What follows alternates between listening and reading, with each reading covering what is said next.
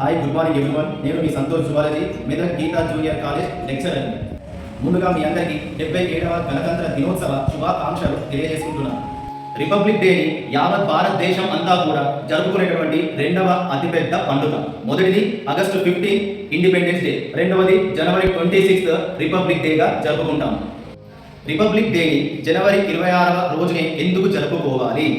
British వారి దాస్యం నుండి 1947 August 15న స్వాతంత్రం లభించిన తరువాత మన దేశానికి రోల్ ఆఫ్ గైడెన్స్ ను ఏర్పాటు చేసేందుకు గాను డాక్టర్ బిఆర్ అంబేద్కర్ గారి అధ్యక్షతన 300 మంది సభ్యులు దాదాపుగా 3 సంవత్సరాల పాటు కృషి చేసి ఏర్పాటు చేసినటువంటి ఒక గ్రంథమే మన యొక్క రాజ్యాంగం.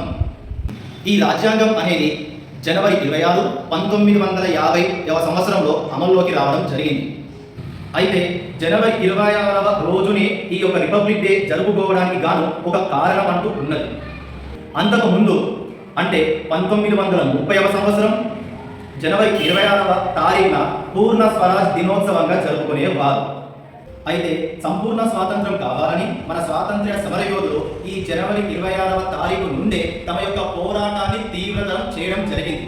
అందుచేతనే రాజ్యాంగాన్ని జనవరి 26వ తారీఖున ప్రవేశపెట్టి గణతంత్ర దినోత్సవంగా జరుపుకుంటున్నాము. మరి రిపబ్లిక్ డే ఎందుకు సెలబ్రేట్ చేసుకుంటాము అంటే అంబేద్కర్ గారు మరియు తన యొక్క టీం అంతా కలిసి ఫ్రేమ్ చేసినటువంటి ఇండియన్ కాన్స్టిట్యూషన్ అనేది 1950 జనవరి 26వ తారీఖు నుండే అమల్లోకి వచ్చినది. ఈ రాజ్యాంగం అనేది ఇండియన్ సిటిజన్స్ అయిన మనలో ఉండే ప్రతి ఒక్కరికి ఫండమెంటల్ రైట్స్ ని, డైరెక్టివ్ ప్రిన్సిపల్స్ ని, రెస్పాన్సిబిలిటీస్ ని మన ఇండియన్ కాన్స్టిట్యూషన్ అనేది స్పెసిఫై చేస్తుంది. ఈ ఫండమెంటల్ రైట్స్ లో కొన్ని సమానత్వపు హక్కు, స్వాతంత్రపు హక్కు, దోపిడీని నివారించేటువంటి హక్కు, మత స్వాతంత్రపు హక్కు, సాంస్కృతిక విద్యా హక్కులు ఇవి పొందడం అనేది ప్రతి ఒక్కరి యొక్క బేసిక్ రైట్.